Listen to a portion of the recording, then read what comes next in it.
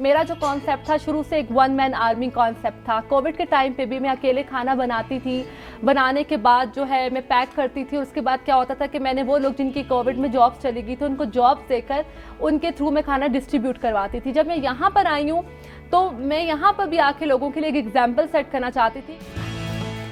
मेरा नाम सईदा ओश फातिमा रिजवी है। मेरा ताल्लुक़ कोयटा से है, लेकिन आज से कुछ अर्सा पहले हम कोयटा से जो है पंजाब चले गए थे, यहाँ पर हालात ख़राब होने के बायस।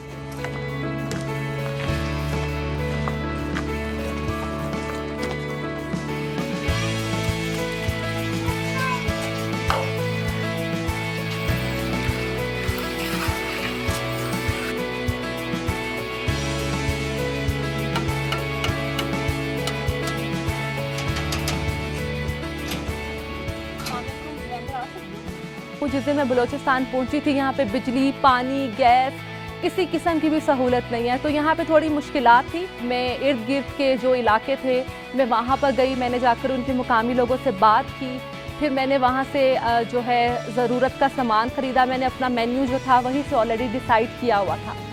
जो रोज़ का मेरा ख़र्चा जो मैंने अपने एक टारगेट रखा हुआ है, मेरी कोशिश होती है कि कम से कम मैं 5 से 6 हज़ार रुपये में खाना बना लूँ ताकि मेरा खुद का बजट भी डिस्टर्ब ना हो। मेरी कोशिश होती है कि मैं ज़्यादा से ज़्यादा लोगों को जो है खाना बनाकर खिला सकूँ, लेकिन दिन में मैं कम से कम भी 150 से 200 लोगों के लिए खाना बना लेती हूँ। जिन रास्तों से मुझे खाना लेकर जाना होता है रोज़, अक्सर क्या होता है कि जब मैं उस सड़क से गुजरती हूँ तो वो सड़क रोज़ बरोज़ पहले से ज़्यादा टूटी होती है, तो अक्सर रात के वक्त जब मैं आती हूँ तो काफ़ी अंधेरा हो जाता है, तो वो कभी कभी वो चीज़ें जिस वजह से मैं थोड़ा सा घबरा जाती हूँ। मैं सोचती हूँ कि बस अब मुझे इन रास्तों पर, इन जगहों पर दोबारा से सफ़र नहीं करना क्योंकि मेरे लिए कोई मुश्किल हो सकती है।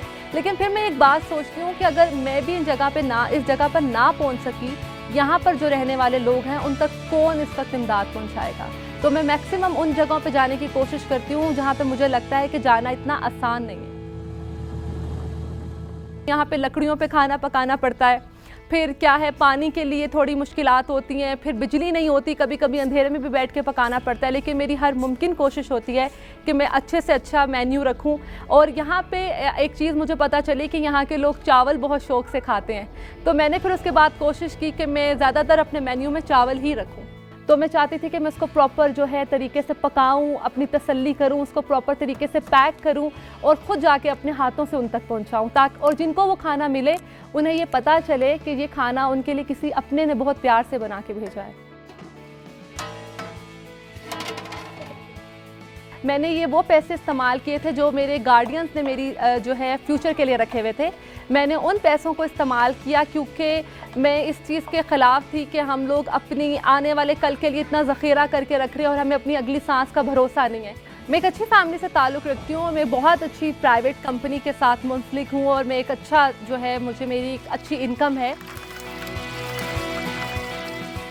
मैंने अपनी सोशल मीडिया पे भी पोस्ट लगाई थी कि ऐसा मुझे डोनेशंस की और इन चीज़ों की बिल्कुल कोई ज़रूरत नहीं है। मेरी फैमिली बहुत सपोर्टिव है, मेरे करीबी दोस्त हैं। अगर मुझे ऐसा किसी भी चीज़ की ज़रूरत होगी तो डेफिनेटली मैं उनको अप्रोच करूँगी।